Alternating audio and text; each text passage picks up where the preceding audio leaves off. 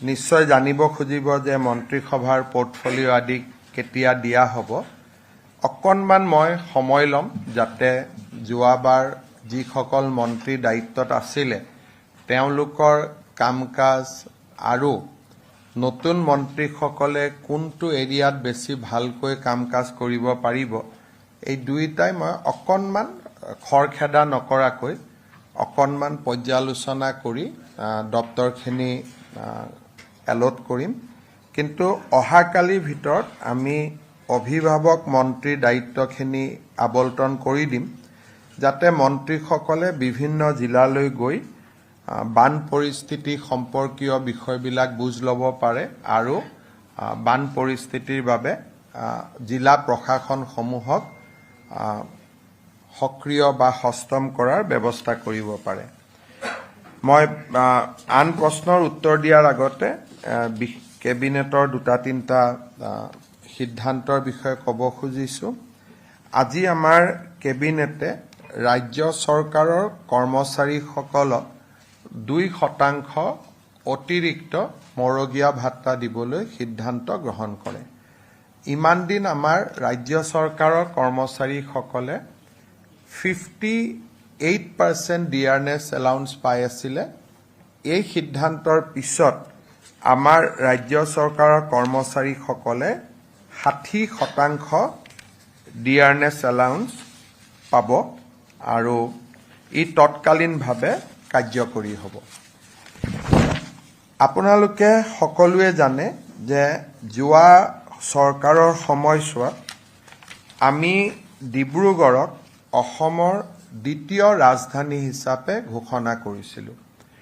আজি আমাৰ কেবিনেটে ডিব্ৰুগড়ৰ ৰাজধানী পৰিসৰ কিমান হ'ব তাক নিৰ্ধাৰণ কৰে আৰু ডিব্ৰুগড়ৰ second state capital region development authority নামেৰে এটা নতুন অথৰিটিৰ নিৰ্মাণ কৰিবলৈ সিদ্ধান্ত গ্ৰহণ কৰে। এই 20 কিলোমিটাৰ ৰেডিয়াছ ইয়াত কিন্তু জিলাখনৰ বাহিৰলৈকে গৈ নহয়। যদি এফালৰ পৰা আমি 20 কিলোমিটাৰ চাওঁ, আমি বগীবিল দলং পাৰ হৈ যাওঁ, কিন্তু পৰিসীমাটো ডিব্ৰুগড় জিলাৰ ভিতৰত থাকিব। গতিকে কোনোবা ফালে যদি 3 কিলোমিটাৰ গ'লে জিলাখন পাৰ হৈ যাওঁ, তেতিয়াহ'লে সেইটো জিলাখনৰ ভিতৰতে সীমাবদ্ধ হৈ থাকিব। Dibrugarh second capital region development অথৰিটিৰ অধ্যক্ষ ডিব্ৰুগড় সমষ্টিৰ বিধায়কগৰাকী হ'ব। তেখেতৰ কেবিনেট ৰেংক থাকিব। দহুৱা ছেক্ৰেটাৰী তাৰ মেম্বাৰ থাকিব। ডিষ্ট্ৰিক্ট কমিশ্যনাৰ ডিব্ৰুগড় তাৰ মেম্বাৰ থাকিব। CO জিলা পৰিষদ, কমিশ্যনাৰ ডিব্ৰুগড় মিউনিচিপাল কৰ্পৰেশ্যন আৰু আমাৰ ডিষ্ট্ৰিক্টৰ হেড অফ দ্য ডিপাৰ্টমেণ্টবিলাক তাৰ এক্স অফিচিঅ মেম্বাৰ হ'ব আৰু এজন CEO মুখ্য কাৰ্যবাহী বিষয়াও নিযুক্ত কৰা হ'ব। এই ডিব্ৰুগড়ৰ ছেকেণ্ড ষ্টেট কেপিটেল নিৰ্মাণৰ বাবে ৰাজ্য চৰকাৰে 500 কোটি টকা ব্যয় কৰিব over A period of 5 years। বাকী নৰ্মেল যি তাত স্কিম হৈ থাকে, ৰাস্তা ঘাট, স্কুল, কলেজ, মেডিকেল কলেজ, এইবিলাকৰ উপৰিও অকল ষ্টেট কেপিটেলৰ দৃষ্টিভংগীৰে অভাৰ এণ্ড এবভ ষ্টেট কেপিটেলৰ দৃষ্টিভংগীৰে 500 কোটি টকাৰ budget over A period of 5 years আবণ্টন কৰিব আৰু বৰ্তমান স্বাভাৱিকতে এই ডিব্ৰুগড় সদৰ সমষ্টিৰ বিধায়ক হিচাপে প্ৰশান্ত ফুকন ইয়াৰ অধ্যক্ষ হ'ব। কিন্তু পৰৱৰ্তী সময়ত এইটো পদেন পোষ্ট হ'ব। যোনেই ডিব্ৰুগড়ৰ বিধায়ক হয় তেওঁৱেই এই পদটোত অধিষ্ঠিত হ'ব। আজি আমাৰ কেবিনেটে আমাৰ যিটো MLA LAD এৰিয়া ফাণ্ড, বিধায়ক সমষ্টিৰ উন্নয়নৰ যিটো পুঁজি দিয়া হয়, এই পুঁজি যোৱা 5 বছৰত 1 কোটি টকাত সীমাবদ্ধ হৈ আছিল। 5 বছৰ নহয়, 2016 চনৰ পৰাই ইয়াক বঢ়োৱা হোৱা নাছিল। এই বছৰ আমি MLA এৰিয়া ফাণ্ড 1.5 কোটি টকালৈকে বৃদ্ধি কৰিছোঁ আৰু 1 এপ্ৰিলৰ পৰা 2 কোটি টকালৈকে ই বৃদ্ধি হ'ব। এই বছৰ 1.5 কোটি ৰখাৰ মূল উদ্দেশ্যটো হৈছে যিহেতু আধা সময় পাৰ হৈ গ'ল, এই বছৰ ই 1,50,00,000 হ'ব অহা বছৰ ই 2 কোটি টকালৈকে বৃদ্ধি হ'ব এই 2 কোটি টকাৰ 10% আমি এনেকে ৰাখিছোঁ য'ত নেকি স্কুলৰ ফেন এখন লাগে কৰবাত নামঘৰত তাল এযোৰ লাগে বা কোনোবা দিব্যাংগক হুইল চেয়াৰ এখন লাগে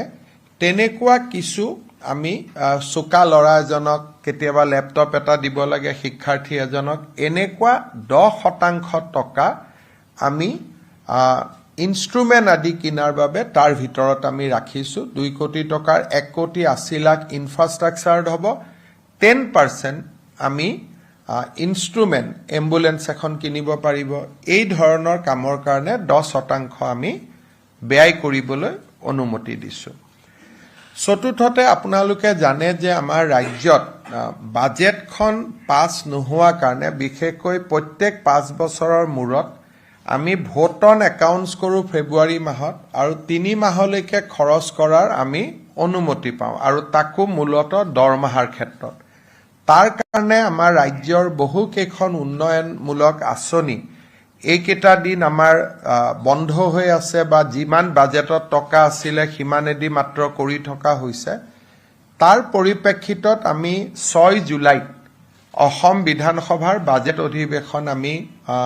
আহ্বান কৰিছোঁ যাতে 1 আগষ্টৰ পৰা প্ৰতিটো চৰকাৰী আঁচনিৰ সুবিধা নিয়মীয়াভাৱে অসমৰ ৰাইজে পাব পাৰে বিধানসভাৰ অধিৱেশন এখন আহ্বান কৰিবলৈ এমাহৰ নটিচ লাগে গতিকে আজি 4 তাৰিখ 6 জুলাইত আমি পাতিব খুজিছোঁ আৰু 6 জুলাইৰ ভিতৰত বাজেট হ'লে 28-29 জুলাইত পাছ হৈ যাব 1 আগষ্টৰ পৰা সকলো চৰকাৰী আঁচনিৰ সুবিধা আগৰ দৰে অসমৰ ৰাইজে লাভ কৰিব পাৰিব এই অসুবিধাৰ কাৰণে যেহেতু বিভিন্ন বাতৰি কাকতত বেলেগ বেলেগ কৰি কথা ওলাই আছে আঁচনি বন্ধ কৰি দিলে অমুক কৰি দিলে মই সাংবাদিকসকলকো অনুৰোধ কৰিম যে অকণমান ভেৰিফাই নকৰাকৈ এই ধৰণৰ নিউজ আমি দিয়াৰ প্ৰয়োজন নাই কাৰণ 1 আগষ্টৰ পৰা প্ৰতিখন আঁচনিৰ সুবিধাই অসমৰ ৰাইজে নিয়মীয়াকৈ পাব আমাক খালি পূৰ্ণাংগ বাজেটখন পাছ হ'ব লাগে 6 জুলাইত আমি পূৰ্ণাংগ বাজেট অধিৱেশন পাতিছোঁ 21 দিনৰ বাজেট অধিৱেশন হ'ব আৰু পৰৱৰ্তী সময়ত আমাৰ 1 আগষ্টৰ পৰা প্ৰতিখন চৰকাৰী আঁচনিয়ে আমি নিয়মীয়াকৈ পৰিচালনা কৰিবৰ বাবে সুবিধা পাম কেবিনেটত আজি আমাৰ এডুকেশ্যন ডিপাৰ্টমেণ্ট সংক্ৰান্তত আৰু এটা সিদ্ধান্ত হয় এডুকেশ্যনত স্কুলসমূহত যিবিলাক চতুৰ্থ শ্ৰেণীৰ কৰ্মচাৰীয়ে কাম কৰি আছে তৃতীয় শ্ৰেণীলৈ তেওঁলোকে প্ৰমোচনৰ সুবিধা পায় ৰুলখন নোহোৱাৰ কাৰণে সুবিধা পোৱা নাছিল আজি আমি তাৰো ৰুলখন বনাই দিছোঁ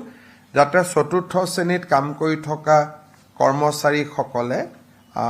তৃতীয় শ্ৰেণীলৈ পদোন্নতি হোৱাৰ সুবিধা পায় আমাৰ মূলতঃ এইখিনি আজি কেবিনেটত সিদ্ধান্ত আছিলে আপোনালোকে যদি কিবা কথা সুধিব বিচাৰে মই কোৱাখিনিৰ উপৰিও নিশ্চিতভাৱে আপোনালোকে মোক সুধিব পাৰিব 7 দিন মেক্সিমাম কাৰণ মই অকণমান চাই চিতি দিব খুজিছোঁ যাতে খৰখেদা নহয় গতিকে মই 7 দিন সময় ল'ম আৰু যদি চোৱাটো বা চিন্তাটো আগতীয়াকৈ হৈ যায় আগতীয়াকৈ দি দিম কিন্তু মেক্সিমাম 7 ডেজ বুলি ধৰি থৈ দিওঁ কিন্তু গাৰ্জেন মন্ত্ৰীখিনি আমি কালিয়ে দি দিম যাতে মন্ত্ৰীসকলে কালিৰ পৰাই নিজৰ নিজৰ কামত নামি যাব পাৰে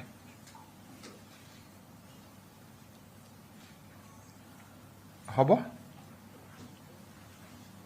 ঠিক আছে